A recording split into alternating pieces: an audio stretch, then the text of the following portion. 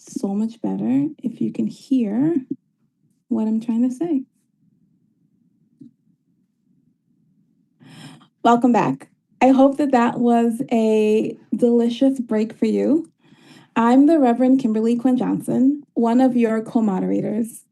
I'm also minister of the Unitarian Universalist congregation of the South Fork, on the South Fork of Long Island in New York State.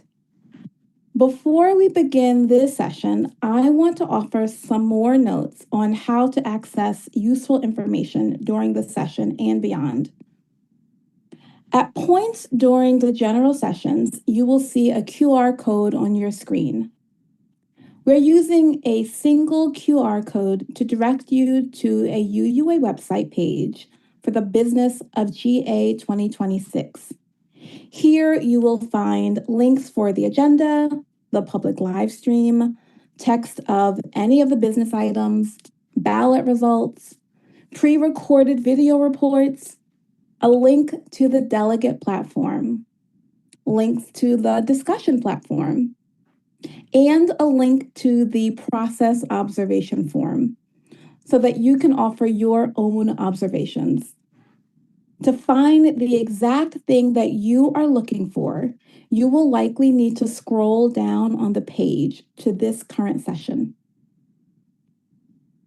We also understand that there may be some confusion and, frankly, some dissatisfaction with how the Zoom chat is being used. I want to try to clear up the confusion, hopefully lessen some of the dissatisfaction. During the discussion of business items, these are discussions where you are invited to join the pro or con discussion queue. We're pausing the chat so that you are only able to chat to hosts. If you would like to be added to the pro or the con queue, please do continue to use the chat to add your name to the queue. We are limiting chat during the discussion so that tech hosts can better identify people who would like to be added to queue. We're also limiting chat during this time, let me back up. We're limiting chat so that the tech hosts can better identify people to be added to the queue. How do you do that? There will be a message in the Zoom chat about who exactly to message to join the pro or the con lines. They will be different people. A second reason that we're limiting chat during this time is so that we all can focus our attention on the speakers, giving them the attention and the respect that they deserve. For continued conversation before or after session on any of these business items, we recommend that you visit discuss.uua.org. You can do this before the session. You can do this after the session. You can do this during the session as well. For times during this session when we are not hearing from delegates on an item up for voting, the chat will remain open. We also understand that there is still some confusion about the distinction between business-only registration and full GA registration. I'll explain. Any delegate, all delegates, however you are registered, have access to the delegate platform. Through the delegate platform, you can access the discussion board, your ballots, and this delegate Zoom room. From this delegate Zoom room, you can add yourself to the pro and con discussion queue. People who are fully registered for General Assembly, whether you are a delegate or not, have access to the full GA experience, including worship, workshops, learning opportunities, community programming, and business sessions. You can access much of this through the Whova app. We recognize that some delegates really only want to engage in this business.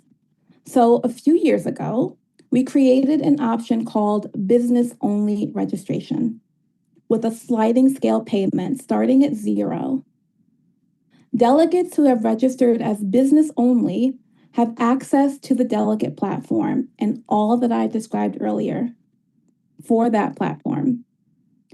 Delegates with business-only registration will find that you do not have access to the Hoover app and the fuller GA experience.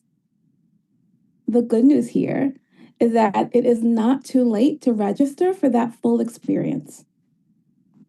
Your full registration helps to offset the costs of producing General Assembly.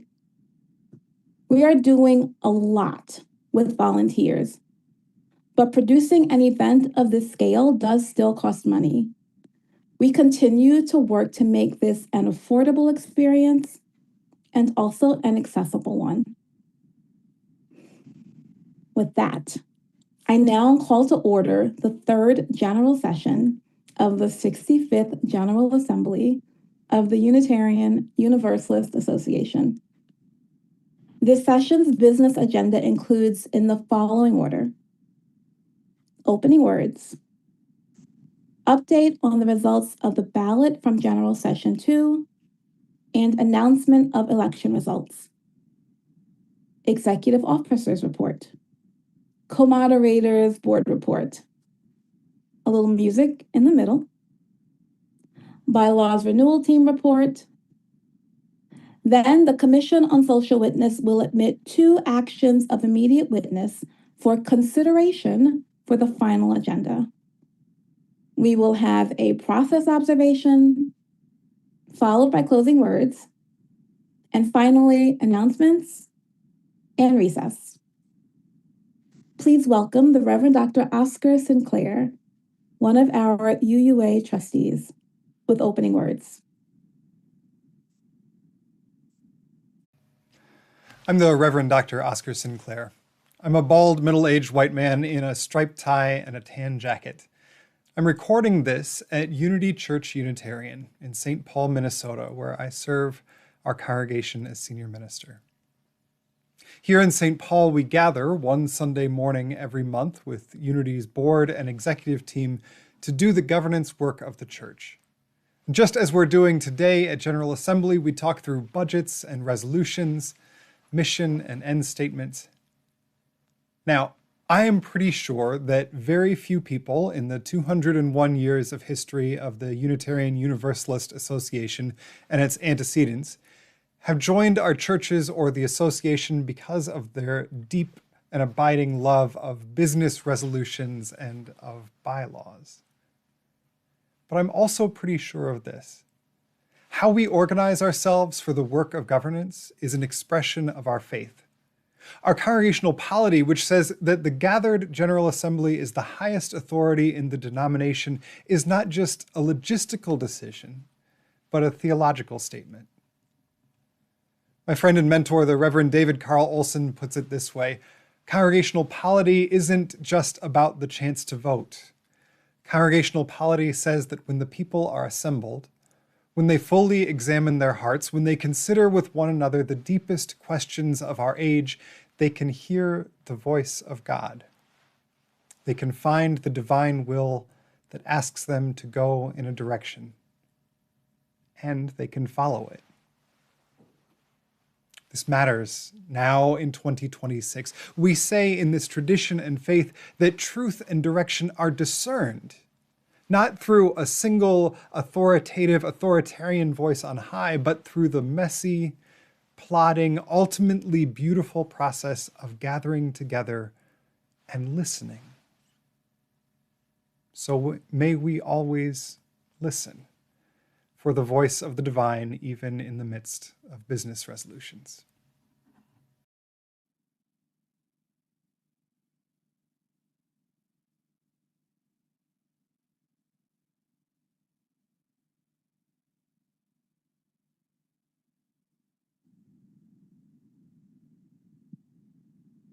Thank you, Oscar. I'm going to turn things over to Secretary John Simmons with an update on the results of the ballot from General Session 2, as well as announcements on the election results. John? Thanks, Kimberly. Hello, everyone. My name is John Simmons, and I serve as your UUA Secretary. I have results for ballots cast for the business items discussed in General Session 2. For the proposed business resolution, UUA Task Force on Ministerial Fellowship Committee Policies and Rules for Interim and Developmental Ministers, 70.4% of the votes were cast in favor for adopting the business resolution. 29.6% of the votes were cast against adopting the business resolution. And based on the votes cast, the proposed business resolution is adopted. A total of 809 votes were cast, including 15 abstentions. For the proposed bylaw amendment, authority to suspend or place a minister's search on hold, 85.3% of the votes cast were against adopting the proposed bylaw amendment. 14.7% of the votes cast were in favor of adopting the proposed bylaw amendment. Based on the votes cast, the proposed bylaw amendment is not adopted. A total of 819 votes were cast. A total of 819 votes were cast, including 17 abstentions. Here are the results for the election. Elected to the Board of Review are Denise Rimes and Reverend Abby Tennis. A total of 1,243 votes were cast, including 38 abstentions. Elected to the Board of Trustees are Gail Forsyth Vale for Board Position number 1, Chloe Oki for Board Position number 2, Reverend Dr. Oscar Sinclair for Board Position number 4. A total of 1,243 votes were cast. For the competitive election for Board Position number 5, 68.1% of the votes were cast for Terry Grimm. 31.9% of the votes were cast for Larry Ladd. Based on the votes cast, Terry Grimm is elected for Board Position number 5. Elected to the Commission on Appraisal are Peter Mather, Julie Romero, and Lincoln Statler. A total of 1,243 votes were cast, including 44 abstentions. Elected to the Nominating Committee are Reverend Viola Abbott, Sonny Palmer, Claire Sexton, and Kathy Sagal. A total of 1,243 votes were cast, including 44 abstentions. And finally, elected to the Presidential Search Committee are Reverend Dr. Madeline Campbell, Ben Gable, Lynette Millett, Rachel Rott, and Reverend Hannah Villeneuve. A total of 1,243 votes were cast, including 42 abstentions. You can always access ballot results online by using your smartphone camera or QR code reader app to scan the QR code on your screen, or at uua.simplyvoting.com. Thank you.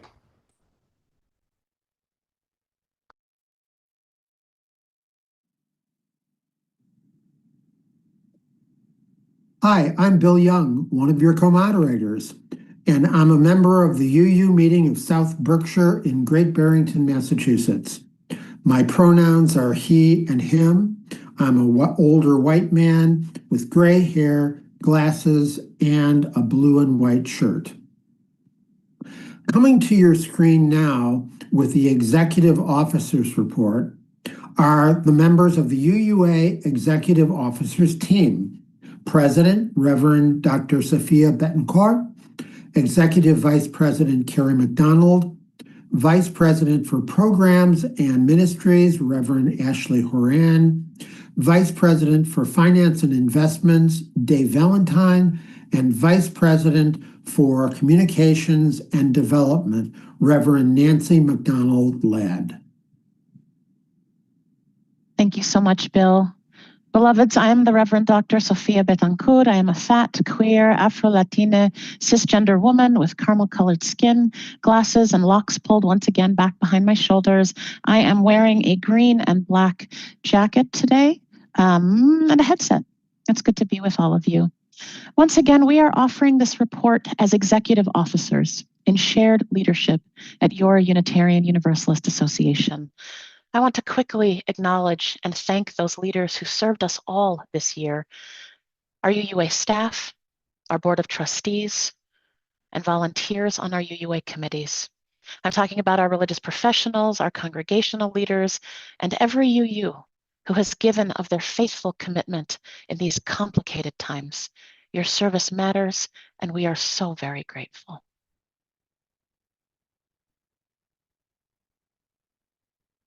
I'm Carrie McDonald, UUA's Executive Vice President. I'm a light-skinned multiracial person with short, dark, curly hair, and I have a dark blue blazer, a chalice necklace, a green shirt, and a very special Executive Vice President background today. I use they and them pronouns, and I'm a member of First Parish in Malden, Massachusetts. At last year's General Assembly, we told you about the ways your UUA is showing up powerfully for your values in the public square and in the courts as your voice at the national level to counter this authoritarian regime. That work in the past year has become deeper and broader and led to powerful coalition relationships that make all of us stronger. And friends, I can tell you that we are in good company as nearly every liberal institution wrestles with how to stay true to its mission in the perils of this moment, which is why approaching our work through coalition is so essential. As our multi-faith lawsuit against ICE arrests in houses of worship and other sensitive locations winds its way through the federal courts, the UUA continues to use its constitutional position as a religious group to join amicus briefs and prophetic acts of faithful witness in Minneapolis, Washington, D.C., Selma, Alabama, and elsewhere. We've been building the resources to help protect our faith communities with new tools for congregational risk management and skills for strategic organizing and advocacy.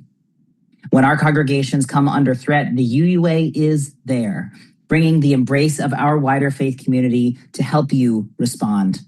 Remember to reach out to your regional staff with risk and safety questions and follow our Community Resilience Hub for updates. At the UUA, we are holding the heart of the faith so that you, dear friends, as my colleague, Reverend Nancy McDonald Ladd has started saying, can hold the line. Hello, friends. I am that same Reverend Nancy McDonald Ladd, our Vice President for Communications and Development.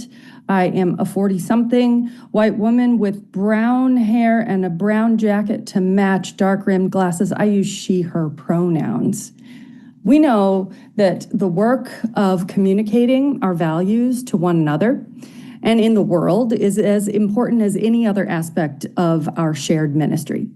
And this past November, we were proud at the UUA to take the lead on a letter signed by 12 heads of major American religious traditions calling for the love, support, and fierce protection of all of us and our transgender, intersex, non-binary kin among us in response to targeted attacks by the current administration. Now, the connections made through that landmark partnership continue to be strong as we build on the powerful work your UUA's organizing strategy team is doing in interfaith circles to train leaders, build resources, and resist in every respect the immoral and unconstitutional actions of ICE. Moving forward, connected through these relationships, as we move toward the 2026 election season and beyond, we also celebrate the profound commitment to ignite solidarity and reimagine democracy that is taking shape right now from UU the Vote. We must continue to show up boldly within our UU identity, clearly proclaiming to the world that Unitarian Universalism is a vital and historic religious tradition in this country, especially as we seek to counter the deadly and ever-encroaching narratives of Christian nationalism. Even now, we are refining messaging around the ethical grounding for the use of AI, the depths of our historic commitment to civil disobedience, and the verdicts we anticipate for good or for ill from this session of the United States Supreme Court. As you will find in this year's beautifully curated annual report, the UUA is not an optional service provider. The UUA is not a distant administrative body, and it is not a substitute for congregational life. It is the institutional expression of our promise to one another. And as such, this work is inherently shared. As Ibu Patel has said, we do this so that religion might serve as a bridge in this nation, rather than as a bunker, a barrier, or a bludgeon.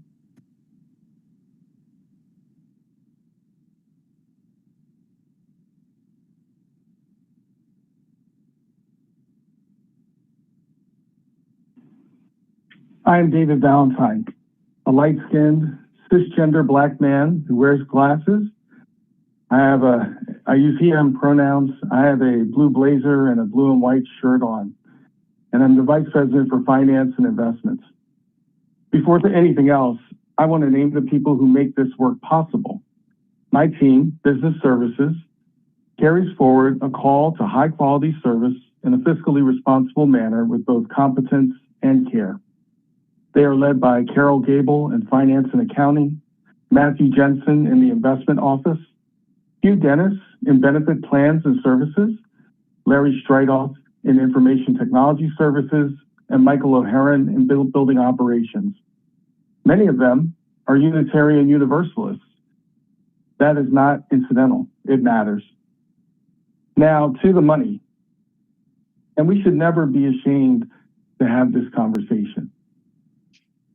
Your UUA has managed its financial situation for several years through the strategic use of cash reserves. We are now in a 3-year process to align our budget with our actual resources. And many of you are navigating similar waters. This is the good governance you rightly expect of us. It is also an expression of our covenant and our commitment to the long-term future of this faith. The generosity of our congregations and individual donors remains the central way we fund UUA staff and programs. We do not simply collect resources. We channel them back into the fabric of our shared community. We are moving towards financial practices that are more industry standard, supported by technology, timely, and more transparent. And we are walking this road with you. The journey towards sustainability is real, and so is the community making it together. We invite you, congregations, leaders, and members, into ongoing partnership with us to help build the path forward. We are not just managing budgets, we are tending to a future, and we are doing it together.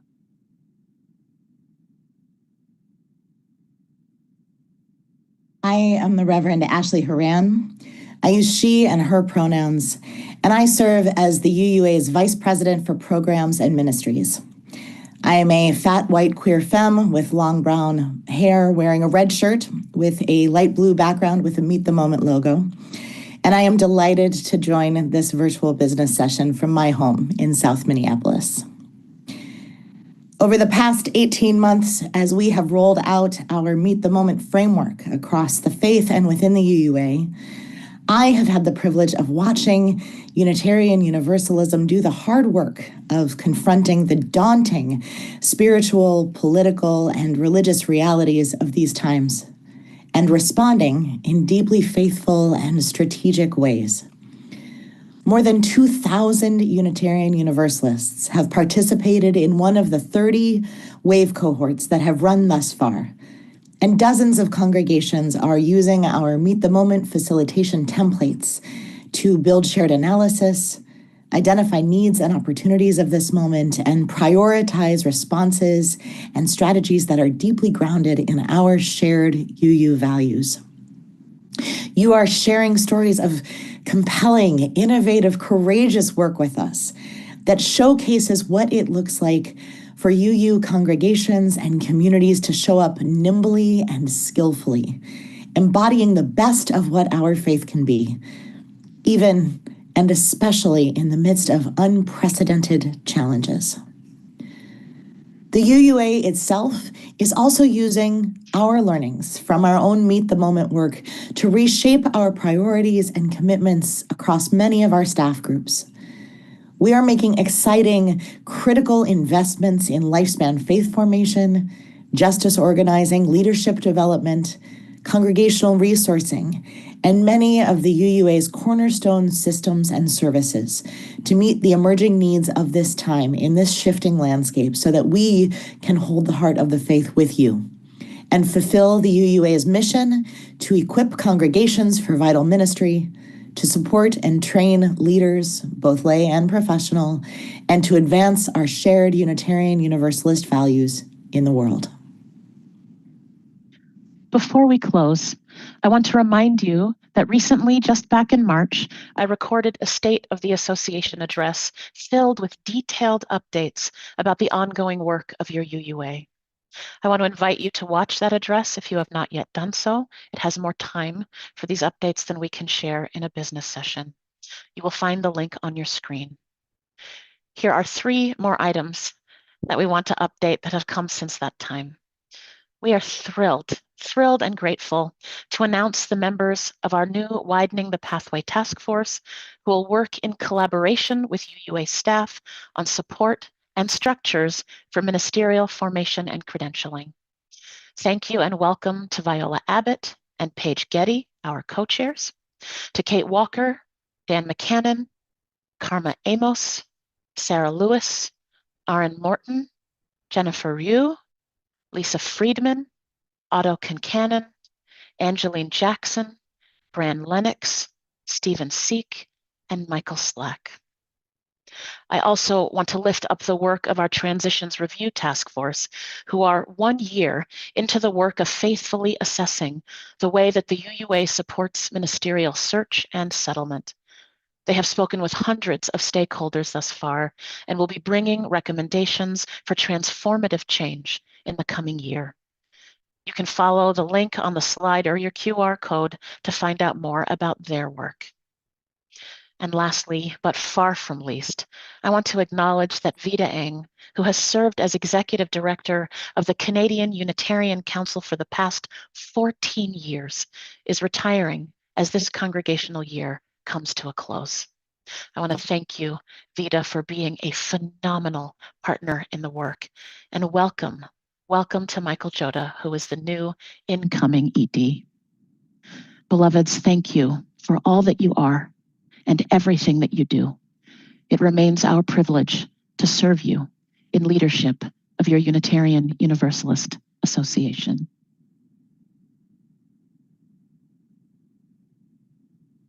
Thank you, Sophia, Carrie, Ashley, Dave, and Nancy for that update. And now for something completely different.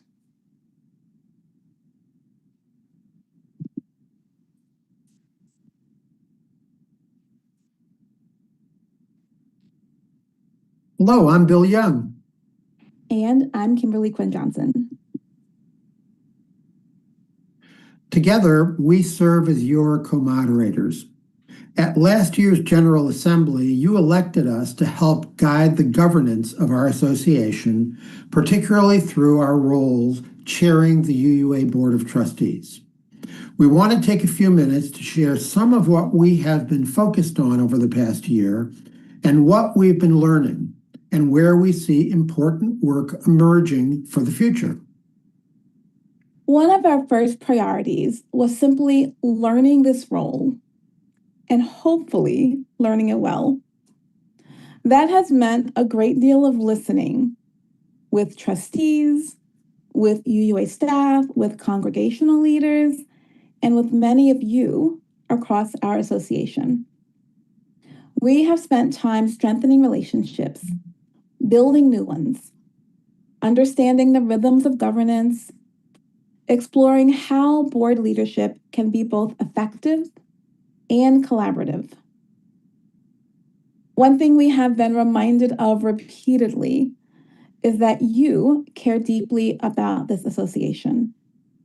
You want to understand where we are going, how decisions are made, and how you can participate in shaping our future.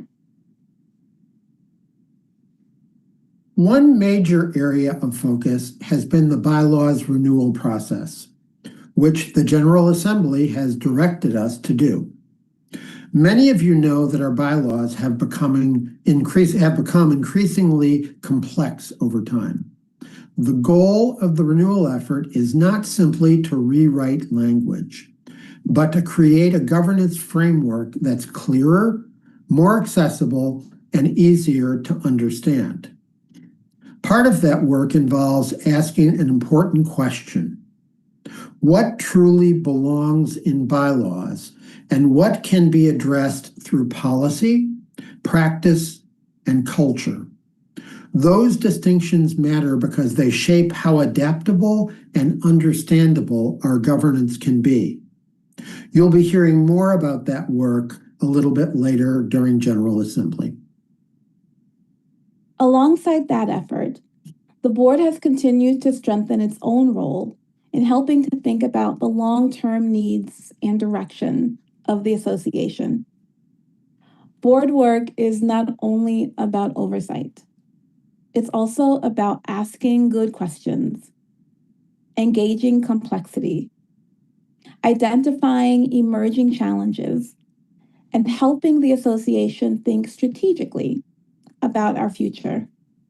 That work is ongoing, and we continue to look for new ways to create more space for thoughtful discernment and faithful governance. Another major area of focus has been leadership, especially lay leadership. Across Unitarian Universalism, we are seeing changes in how people engage in volunteer leadership. The commitment remains strong, but the ways people participate are evolving. Over the past year, we've been exploring how leadership is identified, supported, and sustained. We have begun creating learning opportunities and conversations about leadership development because healthy congregations and a healthy association depend on people who are prepared and supported to serve. We've also been paying close attention to youth and emerging adult engagement. This is not only about participation in events. It's about leadership, voice, belonging, creating the pathway for future generations to help shape our shared future. If we aspire to be a multi-generational faith, we must continue asking how younger people experience this association and how you find meaningful opportunities to lead within it. The board has also been deeply engaged in the financial health of the UUA. That includes both immediate stewardship and longer-term planning. Throughout the year, trustees have been working to better align priorities, activities, and financial resources with the mission of the association. While financial conversations can sometimes seem technical, they ultimately reflect our values. They influence what we can sustain, what we can grow, and where we need to make thoughtful choices about the future. For me, one theme connects all of these areas of work. Governance is not simply about structures, committees, budgets, or bylaws. It is about relationship. It is about trust. It is about how we live our values and the ways that we make decisions together. At its best, Governance is one of the ways we practice being in faithful community with each other. And perhaps nowhere is this more evident than right here at General Assembly itself. General Assembly is one of the places where our covenantal and our democratic commitments come together in an especially meaningful way. It is where delegates from congregations across the association gather to learn, deliberate, discern, disagree, and make decisions together. The work can sometimes be complex, and we do not always agree. But the willingness to engage one another with care, to listen across differences, to participate in shaping our shared future, that is how we live our values as Unitarian Universalists. As we gather here at General Assembly, we see that work happening in real time, in the conversations we share, the questions we ask, and the decisions we make together. We are helping shape the future of the association. Whether you are serving as a delegate or participating in other ways, your presence matters. Thank you for the trust you have placed in us. Thank you for the many ways you contribute to the life of this association. Caring for our association is how we sustain a community that sustains all of us. We are really, really so grateful for this opportunity to serve and grateful to be doing that work alongside you. This was just a small taste of what you'll get in our longer report, which can be found by scanning the QR code or going to the link shown on your screen. There's so much more that we can tell you, that we have to tell you. We hope you'll listen to that longer report. Let's leave that on screen for a few more seconds.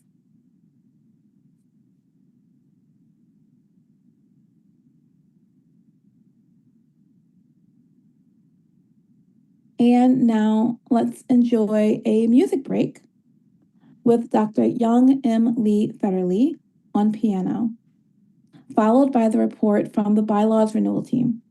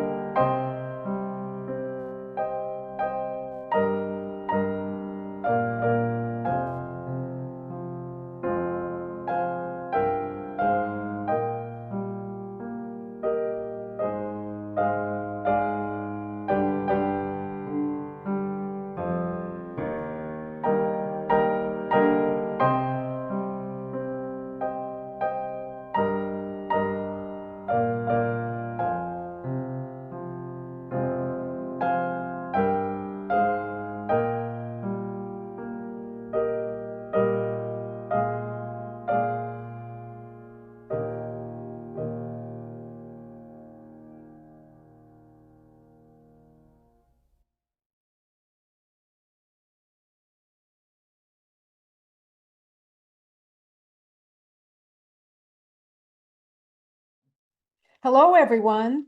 My name is Barbara DeLeo. I'm a brown-skinned elder with silvery hair. I am also a member of the UUA Board of Trustees and the outgoing chair of the Bylaws Renewal Team. I'm also a member of First Unitarian Church of Rochester, New York. I am the Reverend Ariel Aronson Eves. I'm a light-skinned person with shoulder-length brown hair wearing a teal polo shirt. I'm a member of the Bylaws Renewal Team, and I'm also the minister of the First Unitarian Universalist Society of Exeter, New Hampshire. My name is Larry Ladd. I'm an older cisgender white male with a white beard, wearing a blue shirt and a blue blazer. I'm a member of the Bylaws Renewal Team, and I'm also a member of our congregation in Falmouth, Massachusetts. I'm Kathy Burek. I use she, her pronouns. I'm a short white woman with chin-length gray hair. I'm a former member of the UUA Board of Trustees, and I'm a member of Merging Waters Unitarian Universalist Congregation of New Brighton, Minnesota. My name is John Simmons. I'm a black man with gray hair on the sides. I'm wearing eyeglasses and a yellow-colored shirt. I am the UUA Secretary, a member of the Bylaws Renewal Team, and a member of Murray Unitarian Universalist Church in Attleboro, Massachusetts. Hello, my name is the Reverend Tom Shade. I am a white bald man with glasses and a short salt and pepper beard. I use he and him pronouns, and I'm a former UUA board trustee and a member of the Bylaws Renewal Team. I'm also a member of First Parish Duxbury, Unitarian Universalist in Duxbury, Massachusetts. We on the Bylaws Renewal Team are grateful for the opportunity to be with you today and to share an update on the work that we have been doing. This work is about governance, but it's also about something deeper. It's about whether the way that we organize ourselves help us live our values, fulfill our mission, and become the community we aspire to be. Our team includes lay leaders, ministers, trustees, and staff partners. Together, we bring a range of perspectives and experiences, but we share a common purpose, helping shape governance that is clearer, more effective, more just, and more aligned with who we say we are. We are a committee of the Board of Trustees. We do not make final decisions. Our role is to explore possibilities, develop proposals, and help the Board of Trustees and all of us think boldly and faithfully about what comes next. The board ultimately decides what comes to General Assembly, both for reporting and for action. This effort didn't emerge out of nowhere. It's grown out of years of feedback, concern, and hope, especially the call of the Commission on Institutional Change in 2020. They challenged us to face some hard truths. They told us that our governance structures are often unnecessarily complex, and that this complexity can privilege those with more time, access, and resources. They told us that people of color have too often experienced harm in our systems, and that we've depended on heroic individual effort instead of building systems that counter oppression and create lasting change. They told us that participation in General Assembly is not as representative or as accessible as we aspire for it to be. And they told us that our many overlapping structures can slow down the very change we say we want. Those truths were a gift because honesty creates the possibility of transformation. In response, the 2022 General Assembly passed a business resolution calling for bylaws that are more inclusive and liberatory, more accountable to anti-racist commitments, more flexible and adaptable, clearer about roles and authority, and easier to understand and participate in. That is the work before us. Two guiding questions shape everything we do. The first is, what values should guide and shape our governance? And the second is, what belongs in the bylaws and what really doesn't? To answer these questions, we've been using a set of values-based lenses. And using these lenses, we ask how do and how can our bylaws help us to work together and rely on each other instead of focusing on individual efforts. Trust the people in leadership roles and giving them room to try new things and make changes instead of assuming that authority is something to fear. How can we center diverse cultures and perspectives? How do our bylaws help us take action when needed instead of avoiding risks at all costs? How do we focus on the value of setting clear goals, plans, and strategy over monitoring and checking? How do our bylaws help us keep things simple and easy to understand and give us decision-making authority to the people best positioned to support and advance the association's mission? And finally, to use volunteer and staff time wisely to support our mission. These aren't merely technical questions. They represent a shift in how we think about power, participation, responsibility, and belonging. One of the most important distinctions in this work is the difference between bylaws and policy. The UUA's bylaws are a legal document required by the Commonwealth of Massachusetts, where the UUA is officially incorporated. Because of that, our bylaws should focus only on what the law requires and what is essential to governing the association. Some elements must be included in our bylaws. For example, the organization's name and purpose are legally required. Those elements are found in Articles 1 and 2. Article 2 also contains the covenant among our members, which is especially important for a covenantal faith like ours.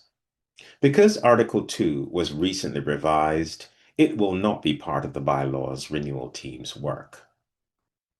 For the rest of the bylaws renewal team is using a simple standard.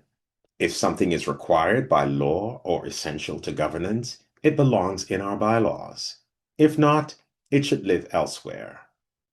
That means our bylaws should contain the core framework of governance, including name and purpose, membership, how the association makes decisions, the structure and authority of leadership, election and leadership processes, financial oversight, standards for religious leadership, and how the bylaws themselves are amended.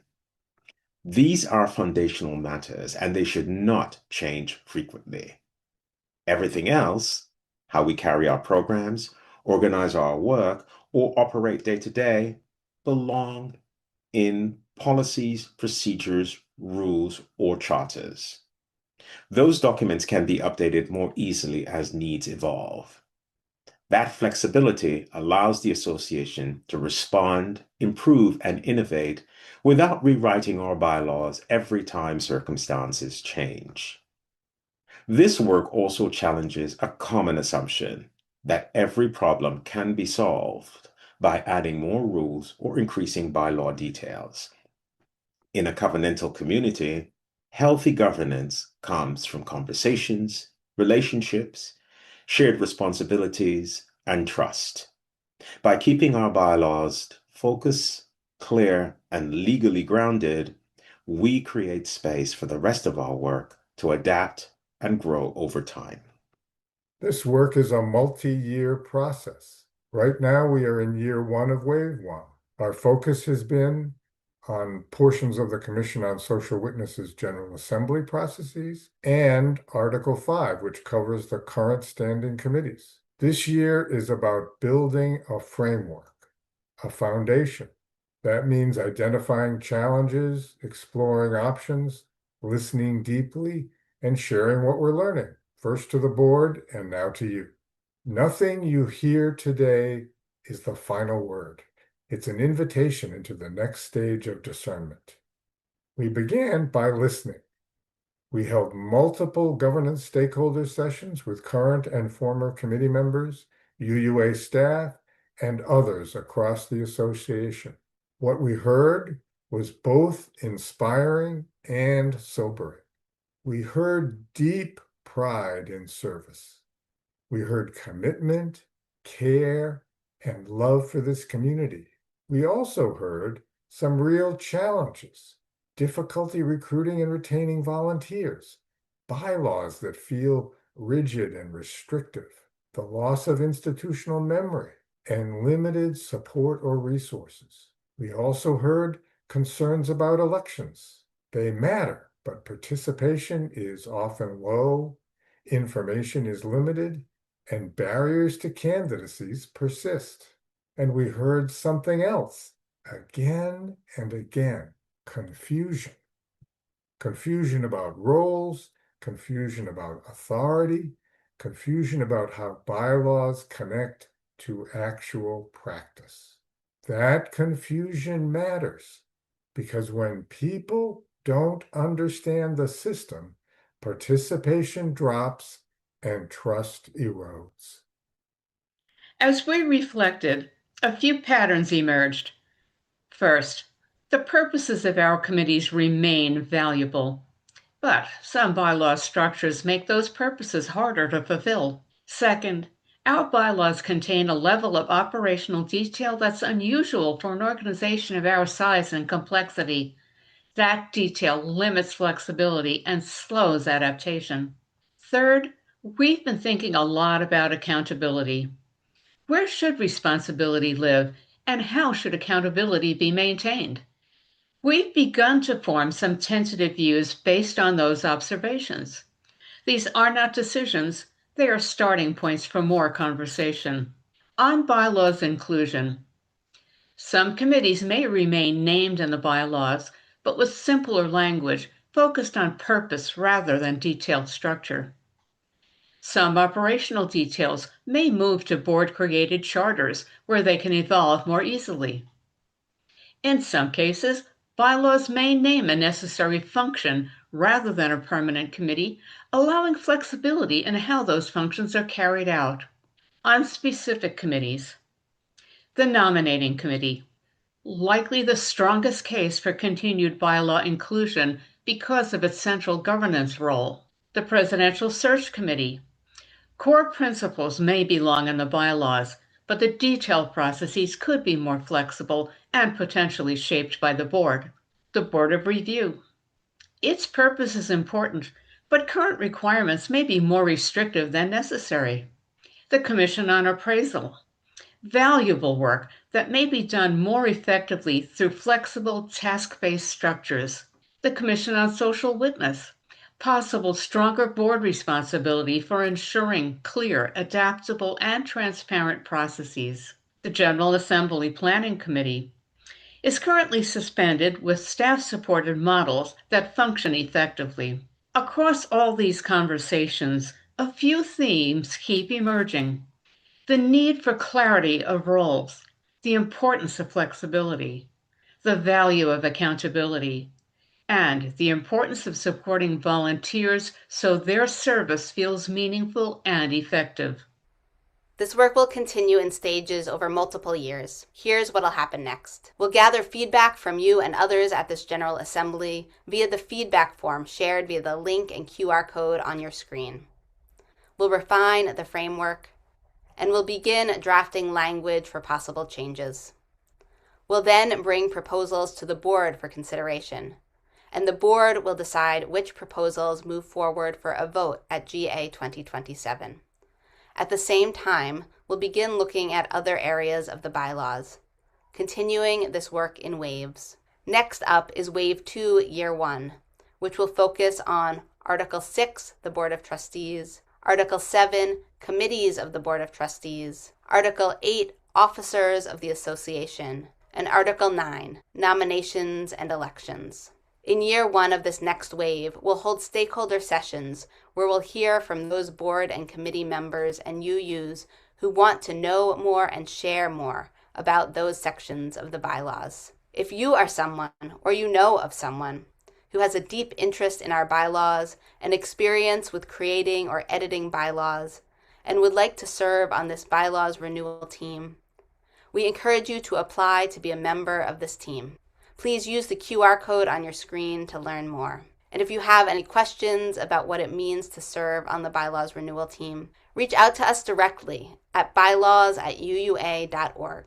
We'll be happy to answer your questions or talk with you about this group and what it does. The board can slow, reshape, or redirect this process at any time.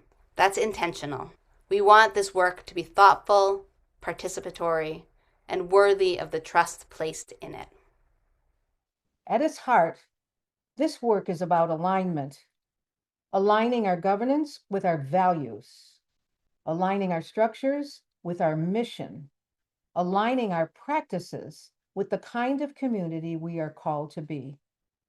We know this is complex work. It will require wisdom, honesty, and collaboration. But it's also hopeful work, because when we shape better structures, we create better possibilities. We are deeply grateful for your attention, your engagement, and your partnership in this process. And we really look forward to continuing our conversation with you. Take our survey and let us know what you think about this work. Scan the QR code on your screen or find the survey at tinyurl.com/BRTGA2026 survey. If you think you might be a helpful collaborator in this work, fill out an application to be part of the bylaws renewal team. Scan the QR code on your screen or find the application at tinyurl.com/BRT application. And if you want to know more, contact the team at bylaws@uua.org.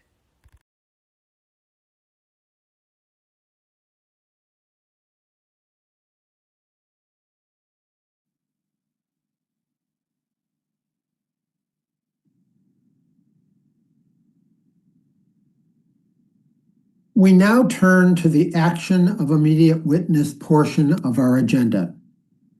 Actions of immediate witness provide an opportunity for General Assembly to respond to matters of timely concern, to express the conscience and commitments of Unitarian Universalists on issues requiring a prompt public witness.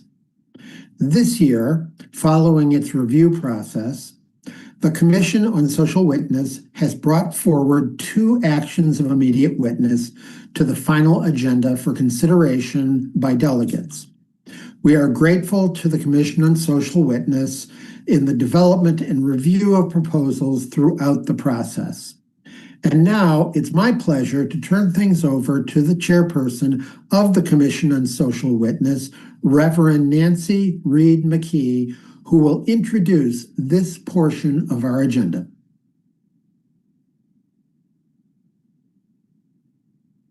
I am Reverend Nancy Reed McKee, Chair of the Commission on Social Witness. I use she, her pronouns. I'm a member of the Olympia UU congregation here on the unceded land of the Coast Salish people, and I work as an organizer with the Justice Washington State Action Network. I'm an older, white-bodied woman with shoulder-length brown hair. I have on green glasses, and today I'm wearing a jewel blue top. Serving with me on the CSW, or Commission on Social Witness, are the Reverend Dr. Isabel Call, serving the UU Fellowship of Manhattan, Kansas, Antoinette Holloman of the First Unitarian of Los Angeles, and on the UU Women's Federation, Reverend Dr. Cynthia Landrum, serving the First Parish Church of Stowe and Acton, merging and changing names in a couple of weeks to the Unitarian Universalist congregation in the Azabet Valley. Dr. Sharon Welch, former provost and professor at Meadville Lombard Theological School, and Reverend Vanessa Southern, who serves as the senior minister of the First Unitarian Universalist Society of San Francisco and is our UUA board liaison. So the Commission on Social Witness members are elected by this assembly or appointed by the UUA board. We complement the work of Unitarian Universalists who have expert professional leadership in our national justice programs, such as Side with Love and the UU Service Committee. The CSW brings concerns, issues, and proposals from grassroots Unitarians to the national level to support local efforts that may have broader impact. We do this through 2 processes. Actions of immediate witness proposals brought to the Assembly by delegates across the UU world address areas that require immediate attention, urging collective action from our congregations. Congregational Study Action Issues, or CSAIs, address issues requiring study and involvement from congregations over 3 years and are then adopted as UUA statements of conscience that guide the work of this faith into our future. At this year's General Assembly, our work is to provide information sessions about the Congregational Study Action Issues that was accepted at last year's General Assembly. This CSAI is Abolition, Transformation, and Faith Formation. And the text for this can be found on the UUA webpage if you search for 2025 CSAI. Resources such as workshops, recordings, books, videos, and websites can be found on the website of the Church of the Larger Fellowship, who we've been partnering with this last year. During this GA, we're hosting 2 workshops on the CSAI during the lunch break between our business sessions. Imagining Abolition with Reverend Dr. Isabel Call and Antoinette Holloman happened earlier today during the lunch break. Tomorrow, Practicing Abolition with Lex Horan, Rachel Mislivy, Reverend Allison Farnham, Keith Talley, Reverend Jason Leyden, and Reverend Michael Tino is tomorrow, June 16th at 3:30 Eastern Time. And I'm not going to read all the other times, but hopefully you can do that math for yourself, or email me and I will let you know what time it is in your zone. We look forward to hearing your congregation's thoughts and responses as we prepare a statement of conscience about this CSAI that will be brought to the 2027 General Assembly. The Commission on Social Witness also supports the Actions of Immediate Witness process. Today, you will hear 2 proposed actions of immediate witness, and you will be asked to vote to admit these to the agenda for consideration. The vote on whether to adopt them is after tomorrow's general session. The AIW and CSAI processes are the time during the General Assembly that we declare what is important and worthy of our faithful collective efforts. This is our prophetic work. We urge all of you to discuss the proposals and participate in this process. We can change the world when we organize our collective efforts. So now I welcome you to this important time of attending to our justice work. Thank you. Blessed be.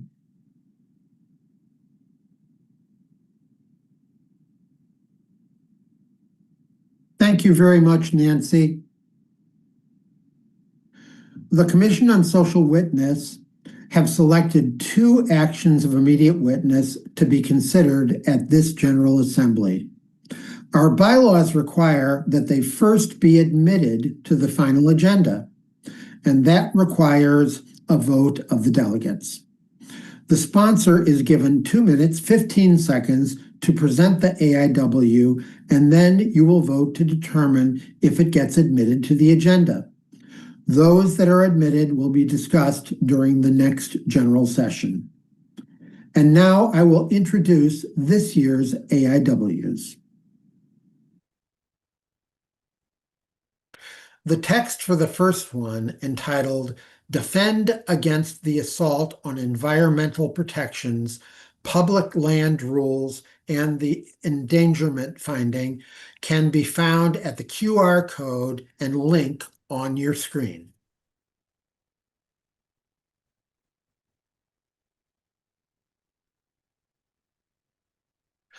I now recognize Deb Cruz to introduce their AIW, Defend Against the Assault on Environmental Protections, Public Land Rules, and the Endangerment Finding. Please put 2 minutes, 15 seconds on the speaker timer. Thank you. Thank you. Deb Cruz, and I'm a delegate for the Bellingham Unitarian Fellowship and president of Justice Washington, the UU State Action Network in Washington State. I am a white-skinned elder in denial, with long red hair, wearing wire-rimmed glasses and a green tank top. I use she, her pronouns. I submit this AIW at the request of tribal community friends and allies. The current administration is rescinding rules and reversing environmental protective regulations and policies over public lands that have been in place in some cases for decades. National forests are literally on the chopping block. National parks, many with indigenous sacred sites, are being scheduled for destruction. Sensitive areas will be overrun with roads, people, and construction equipment. Endangered species are being sidelined. Access to water sources will be redistributed and contaminated. Greenhouse gases from fossil fuel extraction, refining, shipment, and consumption will go unchecked. Climate change is going to accelerate in unimaginable ways. These rescissions and revisions are being employed to expedite the expanded development of fossil fuel sources, massive logging, and expansive mining activities. The current administration is moving very quickly to get sufficient damage done before anyone realizes it and can do anything effective about it. It's impacting us all across the country, and I ask you to unite our UU voices with environmental organizations and tribal communities and loving individuals to halt this irrevocable devastation. Thank you. Thank you, Deb. The text for the second AIW, entitled All Eyes on Delaney Hall, Vigils, Songs, and Support Outside ICE Detention Centers Across America in Solidarity with Those on Hunger Strike, Their Families, and Their Supporters, can be found at the QR code and link on your screen.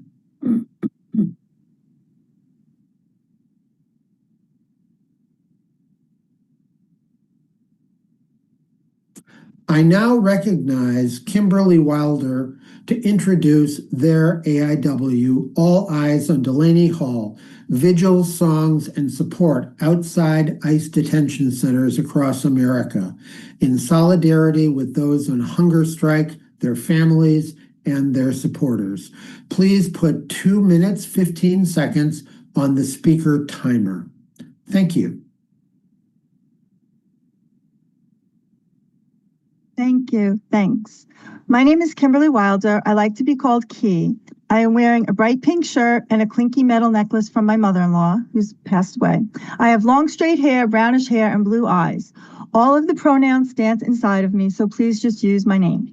On May 22nd, 2026, more than 300 people being detained at the Delaney Hall Detention Center in Newark, New Jersey, launched a hunger strike and a labor strike.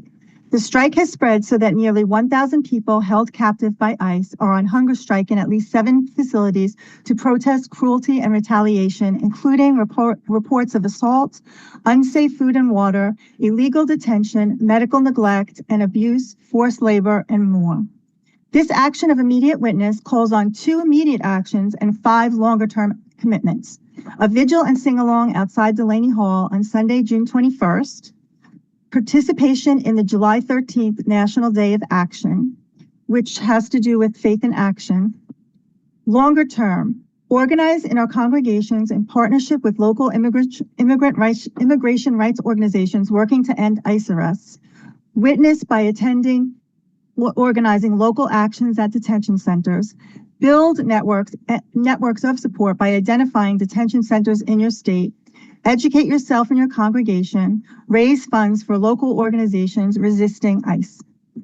I have an 8.5-year-old daughter, and I have often been a nanny and a teacher. I love children, and it extra breaks my heart to hear about children being detained, which we've heard about far too often. Bringing our clear attention to the problem of inhumane and unjust detention centers seems like an important action to take. I felt like we could carry the energy, networking, and love from our GA and apply it like a healing balm to the pain and to the struggle. So I am presenting this AIW in hopes that we, the delegates of the Unitarian Universalist Assembly of 2026, can place this Delaney Hall action of immediate witness on our agenda. Thank you. Thank you very much.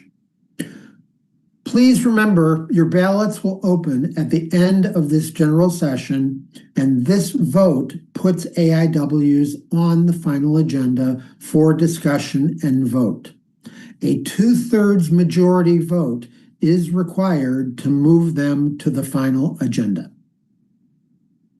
And now, here is Reverend Justine Sullivan with this session's process observation. Justine? Thanks, Bill. Good afternoon or good evening, wherever you are. I'm the Reverend Justine Sullivan, a member of the Board of Trustees. My pronouns are she and her, and I also serve our congregation in San Diego as developmental lead minister. I'm a white woman in my early 60s with brown and gray hair. I'm wearing a purple UUMA t-shirt and multicolored glasses. And I'm reporting on behalf of our process observation team, which also includes Chris Chappelle. In our role as process observers, we have the following observations about this general session. We began with an acknowledgement of the frustration that some folks have expressed about the various ways to access content. There was clarification of the different types of registrations and the rationale behind those. And that section closed with a reminder about options to register still open to us for fuller access to all the content. The ballot results were announced clearly and with excellent and clear graphics that were easy to read. There was some concern raised in the chat about ease of access to the ballots and the length of time that voting was open. Also in the chat, some folks expressed appreciation for the abbreviated reports from our executive staff and our co-moderators. Others expressed a wish to have the full report shared during the time allotted for General Assembly. We invite you to share this feedback directly in the process observation form that will appear on your screen at the end of this report. That will allow the GA planners and facilitators a more complete sense of how things are working or not working. We noted that some of the early portions of this session ran a little bit longer than anticipated, which resulted in the session ending just a little bit later than anticipated, and we will flag that for consideration in our future planning. As I mentioned, we are offering GA attendees an opportunity to share your own process reflections, and to do that, you can scan the QR code on your screen or go to the link shown. Please keep this on screen for another 15 seconds before we close.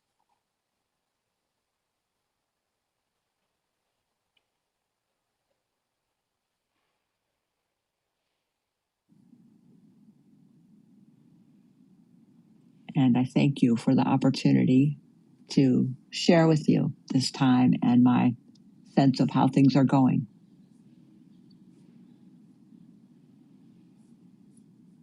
Thank you so much, Reverend Justine. I think we might be getting that QR code later and that link in your chat nowish. To help us close, let's welcome Trustee Mary Hafey with closing words.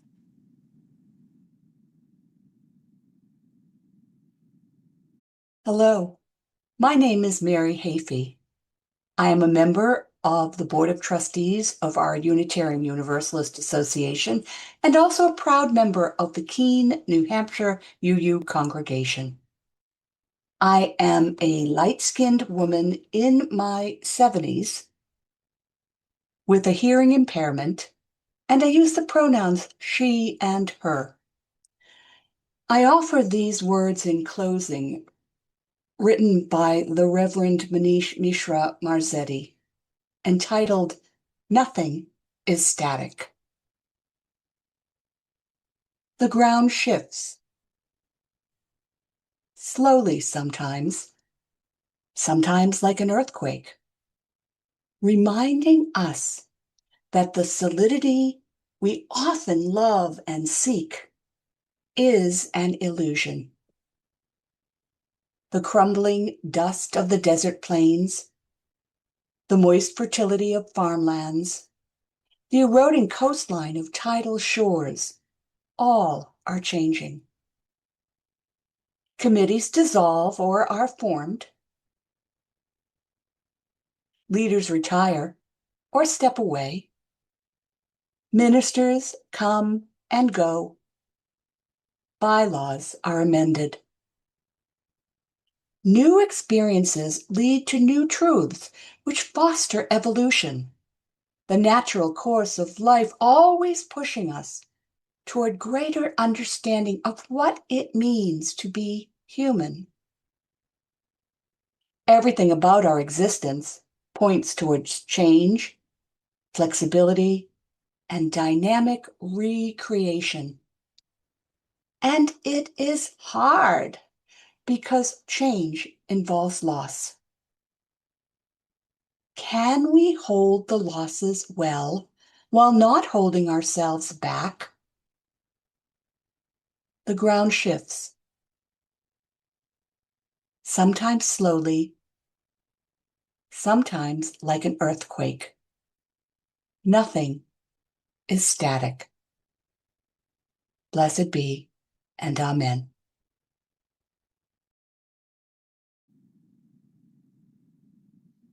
Thank you, Mary. The ballot for General Session 3 is available right now on the delegate platform. That includes a ballot to vote on these two actions of immediate witness, whether or not we want to admit these two AIWs to the final agenda. On my screen, what this looks like is at the very top, there's a brownish rectangle that says ballot. If your ballot is not available to you, you might want to reach out now for help so that we can get you the help that you need before the ballots close tomorrow morning. The ballot will be available until 9 a.m. Eastern, 8 a.m. Central, 7 a.m. Mountain, 6 a.m. Pacific, 5 a.m. Alaska, 3 a.m. Hawaii time. Once voting is complete, we'll validate the results, post them on the delegate platform, and announce them at the beginning of General Session 4. If you've had trouble with your ballot in the past, please don't wait until the last minute so that we can get you the help that you need to access your ballot. Now, there being no further business to come before us, and in accordance with the schedule set forth in your program, I declare that this third general session of General Assembly 2026 shall remain in recess until 6 a.m. Hawaii time tomorrow, 8 a.m. Alaska time, 9 a.m. Pacific, 10 a.m. Mountain, 11 a.m. Central, and noon Eastern. Have a good night, folks.